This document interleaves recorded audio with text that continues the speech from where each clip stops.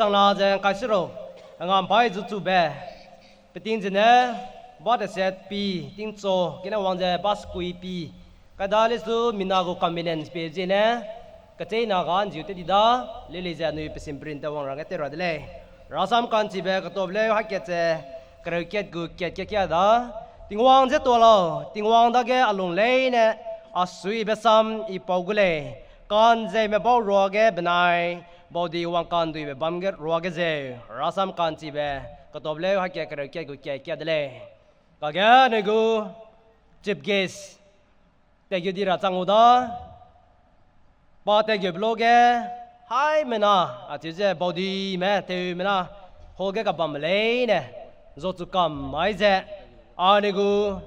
chip gas ne a ne gu pi bai ka ngam bai je let kai le je loi ma ba ne sa ba da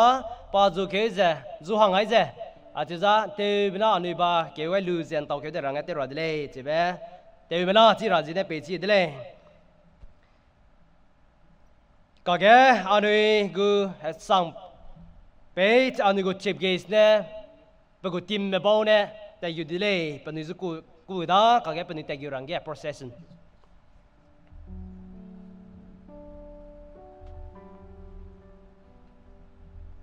anh ơi hai mình à nhớ từ bây giờ sắp cái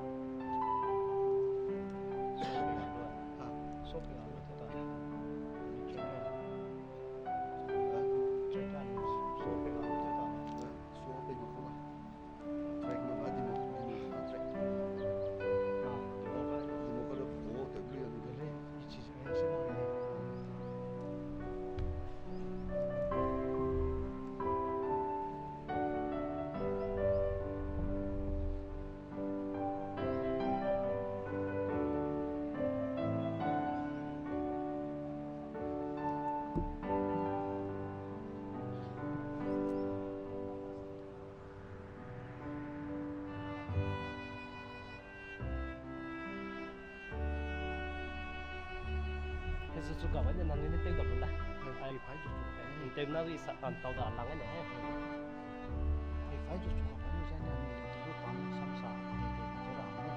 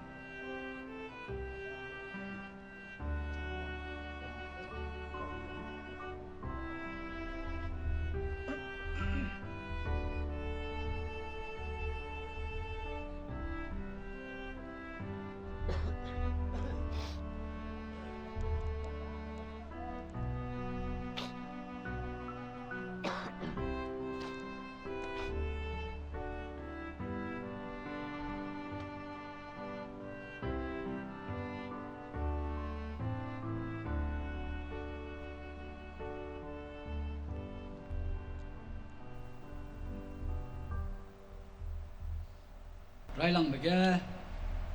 anu itu kandam ne pe tingwang, misui be, ngo sangai be bijekne, ketua be pe dele, zai, pakna bege, chief guest, ku be acu, ina razi gina gua tebe workers merame minister merame penuina zai pakna bege youth department gu hape pai teima mi dai jak nomna asung ngolu wangza aga pe sab kai bije gna zaina youth department ge secretary zai youth department gu committee ma chairman secretary ma zai wangai bamba choir zai pastor marama nte mana du ketua bpl zai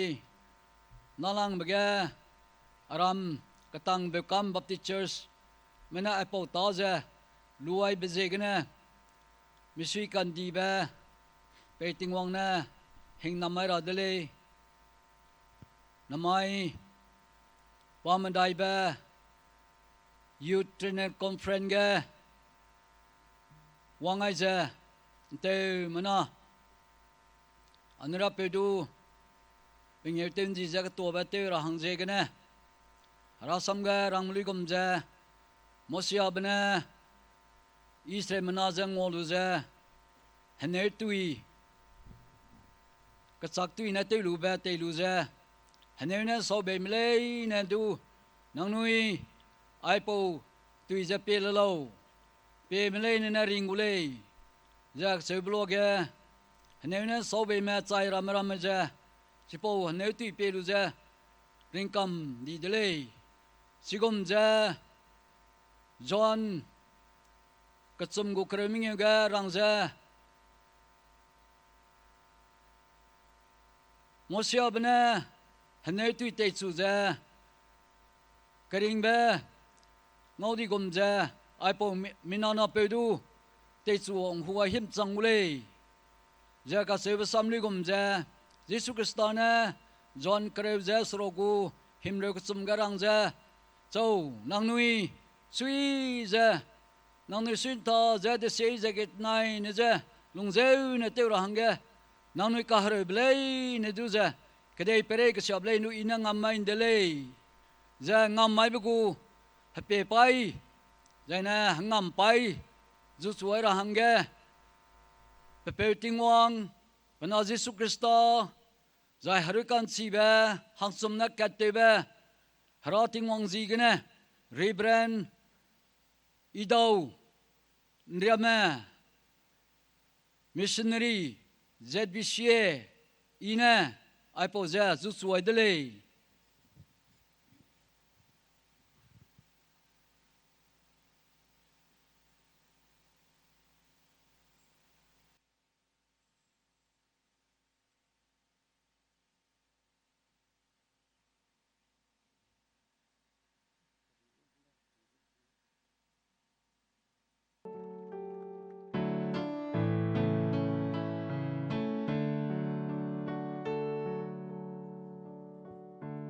Hello. Moderator go light microphone on to them. Moderator microphone. body ma nan to da ke kage le hoi de ra JBCA choir kadui be sam sa ga ra kanggo pe minister hinam ga ra kanggo pe pesim brin ja piting ti ra dele je bi ra na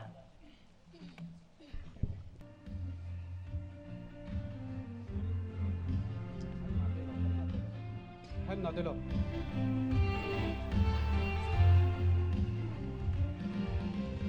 Hãy subscribe cho kênh Ghiền Mì Gõ để không bỏ lỡ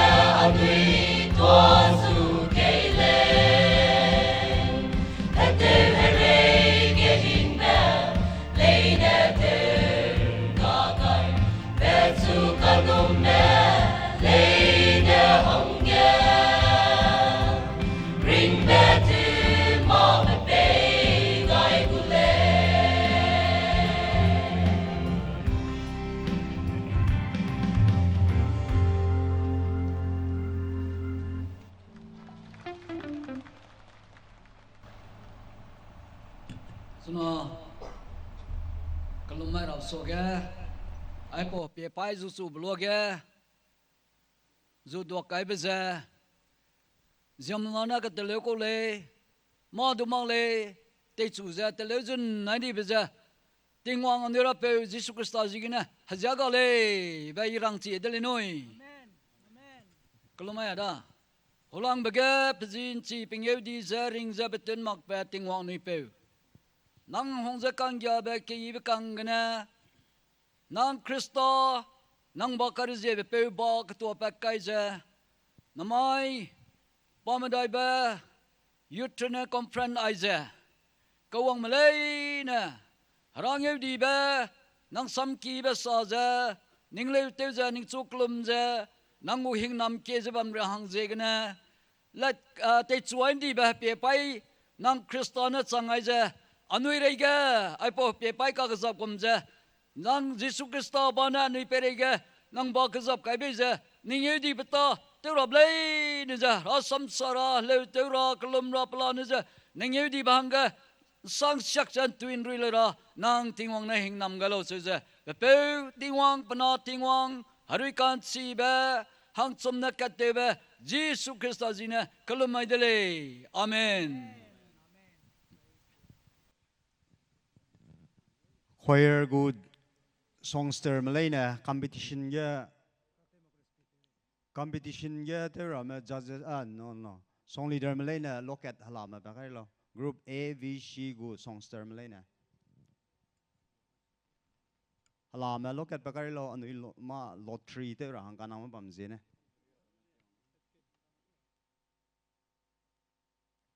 volunteers marama haria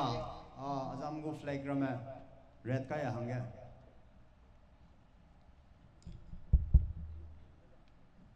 Kane ane ko HENGAMPHAI ZUCHUBE ba ne ane ko chief guest ne kam ke di da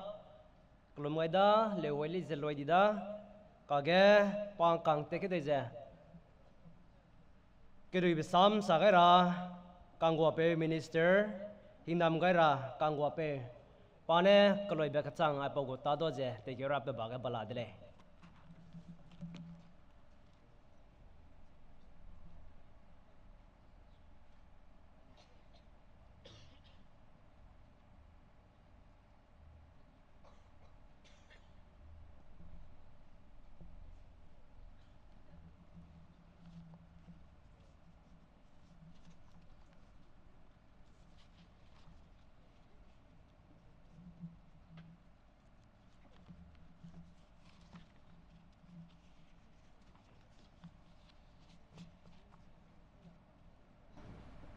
Namai pamandai ba yutrene conference aiga wang sapai rahanga youth department mana asukai beja tingwang du ton di le nang nu youth madu ton di le anui Assam Manipur Nagaland Association Katura ZBU na tingkom changka high school za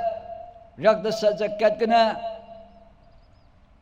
ZBU pongsul za association ka som ZBU pongsul za tingkom changka cha high school za rak da sa cha sno ke kom January tari himreu na himreu kat ka anu association ketsum za harwara dele za harwai lu za sipo mai ga state ketsum gu harwakam mai bu youth secretary achu kai dele I youth secretary pongai da de me ke changba association ponghang dele kagana patau sia bi di za Zun kêu las ke anu hroba mze hung bi re da zeu begena state ka chumgo association kat chipo ma plu pui chi chak kai ko le ka gana pe zeu shabi di za yak ta sat sno zulai ke ga ปะบอมกันนะสเตทใจสุดจะเอชสันบอมตาได้ดีเลยสปอลุยกันนะมณิปุรแก ZNBA กูเอชสันแกตอนกัดyouth secretary pong ay le siga pong ay bagu ina asui beza harana patawban za anuite hroa ka dai bega tenestam tingkom mengeu hang ka dai blunga lui mangles du harana nang nidu ka chewai ja achu hasang pe hang ga rangai beza I asui kan di ba drangai ba sampai dalam sang pakna batam ga executive secretary pungai le pakat somba tam ga superintending pastor pungai le spolui gana hang dai za perun sab hang lu za ZBUG pungdai lu za tingkom sang na za sena ke kom ga I president gu tam tingkom tam kana pung hang dai bega silver jubilee lai song na bam ka dai dele sipo changga anui harwa maksya dele harwa ra yam pung su dai kle jam pung su ka dai dele pung su ka dai bega tingkom sang na za kareu za kat ga anui harwa su ka dai dele Manipur Nagaland Assam Association kat tu ka dai beja Chuna ZBCA ZEME Baptist Churches Association ku ka dai ba ga youth TRIENNIAL conference ai za tu ka dai beja ina alungwang chang ba harangye di ba ngau pa beja namaya jamnaramna sabga kahre ba sangkele kali mangto sangkele kana ina luai ba kahre bdu hare chi dele kali dele todun tosu dele daze youth life tebugu experience bamra youth department ne tosu hanga tebli gumja leader pankira Zana leader papega leader gu experience bamra leader gu experience bamga nang chu kadai mana azang administration te mile azang society mu te mile azang department du te kamile ka cheba chida chi mi ale leader mu du go te ra leader mu nge te wa nang leader te lu za leader hang ka to nge te ma go te mang je na anui to su ra hang te bam sadu anui pi ba la le sigo magra kana hasui kan samba halung chu ba ka kalum ba bible chi ka mi ba inan ke ne za conference gu pe mi hong ba prachin chi ra ba za nang lui i ba rahang ma le ma nang lui i ba za mi in za le nang lui i ba za te mi lo hra hang ga te lo Kristam ye hang ga te lo chi da zai na nang sui ba bangu le nang pui nang pe nang guli de ma sui ba bangu le anui leader rebrand te lu za ina abade za hagya ai ba hai holy marriage hai chamang re le Daksana na rele, pojena iya long na le, kelaka sang tu kam le, kana, hana me, ina kenue nei ba, harangyo tu lo, nang pui meng pengyo tu lo, nang bu leader mana, nang perega, nang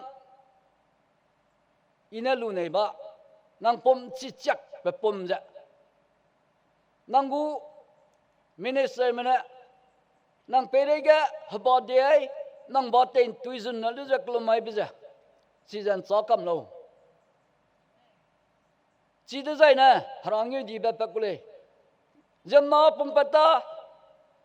hang lei ma pui da ka ya ba ko ga da anai kom mi chakai de ka ya ba ko na kom ke bi le ina rangai nei bi za ai de le nang karu ne nang chu te lung sia ni bi ga nang noi hanga I kalum mang ga ya sui sia ba la le ting mui du ka ru su lu da nang noi hanga kalum mai ga I hap ti ta le anam nong asab nong nang harang ye ten die lang mai ra harang ye ten die ra nang uli da meng ye ten die ra nang pui nang peng ye ten die ra ai ze ina lu nei lang de le agu aim and object agu target ka ina lungwang chang ba ina lu nei ba za ka ya ba ko fiting ze ra ta tu ra ba ko fiting ze lung ra hang ga lu nei le nang ni du pe nang ni lu I ga sang ma nang ni lu I ba mo pa du sab ze mo pa lu I ba mo pa brim I ba na mai da sui nang mo pa brim I ba te lu ze ko te brim sia te lu brim sia te ko ma le brim ke I ba mo pa I lu brim I lu sir ba lu shine you light besam ze nang naka nangu light la ni nangu light la le kana shine ga le ka ba ba la le kana ka ba bu gu ba pa kai ba harang yu di ba la pa kai ma ka gum lu da takam de le anu po pai mina rang le anu pui pe mina rang le ran kang wang blo mi sui sang ze pe pe chop kai mang lu ze mi sui sang ze wang le kana te chi mak da ga pe pe kom lu ze pai re game na pe kom le je takam da le chi kom ba anu youth ma pe ngeu di ba nang ku ka ba ba te lia ra ba ze te lia ma ka mami kena takam di za harang yu di ba mang le ai da rangai nei le chine ai po za anui ra pe Jesu Christ ang yu ten di ra ba nang da ga la ma nang sui na pung di da ga rang yu ten di la kle to gwa ku le da za arama azamenung youth training conference te ba za de ko hanga te lo ai gom bu nang chu ka cheu je bam ba ka tei je bam ba encourage te ba nang lu chi ma kai na mirun na gu interest na luai na nang pui nang pe gu interest ga le nang gu leader ma gu interest ga le harau pingye di ba ga le la za harang yu di ba te ra Jesus Christa ka se ba te ding ga anu baptism Jesus Christa te ding ga ai za ka nei nei noi te pa te go so ku pa ku go so Jesus Christa ai za te ding lo baptism gu administration anu gu minister na ministering te biga ai jana Jesus Christa ji tending ra biza anu ki ching madu leader madu pastor madu youth leader madu hangle madu Jesus Christa ji tending ma ka nang da sap harang yu di ba baptism na ga gaule ai ja man da pe ra plan na la mule le do se shara ko plan na bam jene isakam nak le Jesus Christa ka se mi tending lo noi se barang ale pe tingwa ni ra pe na youth training conference te bu hai mena hange hing nam mi som ga za harang ye te kan ni ba lung kam malu je pe ya lung ti he lung klai nang nui na po nang nui ta lung ga pe ya kadai mu du ke ra na kadai mu officer para missionary para pastor leader kadai mi lu ma bible kadai lu mi lu ma ndian na pastor te wang la ka se pe ting wang na hing na mai blo aram na periga jam periga ai po hang jena kulma da le ring meting wang ninge di brasam anui sa ja sa kam lak la mui mai ting na mi puiga pamadai ba youth trainer conference anui gu youth department gu secretary na zaina panui gu department gu chairman secretary na committee na ngol je ta tek ke bloge anui rebram rama ena ZBCA gu workers ma kibine maramadu pasa maramadu telung jun na be jegna anu sui anu lungwang sang tingon ang suto dele peja lungwang ba rahiga hana ma kalak lei ne na peja officer lung para missionary lung para pasa kiba lung para zaina theologian mi songa pacha doctorate pacha hazard ma babam sang naga hararam kyang nama to sudi ba college rama seminary ramaga aina kyana anuina sanding bamba sharampur lecturer ma professor ma banke japara hey tingwa pe nang na hinam melo anui sunai anui ran gale anui kenai berundu sanglak tele tatu jiban to sura hang nang tingwa na hinam melo ngam pe Jesus Christ jina kelam jake dele amen ya ina kamaya da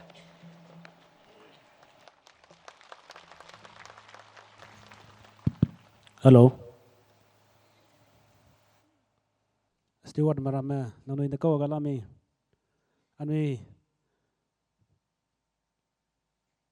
choir competition de anui pamchoro te goda sebeji kena system me adjust te rahane do steward marama nanu hasome wangale ne ile. Hello. Anui seat arrangement teumak dolak bezegena nui loket tu bambakaka leading choir madui leuket kana roludu pecha leu zugailo leading choir madui leuket kana teuera loket anui aga bum arrangement aga soga VIP maramanga kaira pasoman taudana anui leu kahlit peza ngau du ngau siawda kingnu king siawda sebzena paso kyu kam lo aga volunteer maramana pasoga set arrangement teuelo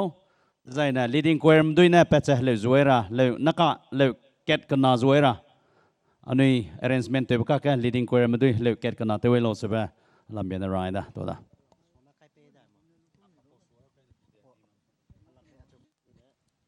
Zaina nte mana za anui go hall maintain te mi ranga ranga da jala muile anui hadui patol te gida zaina anui ko program kumram ma khado holonga camera to dia camera hanga ranga jala muile hall maintain te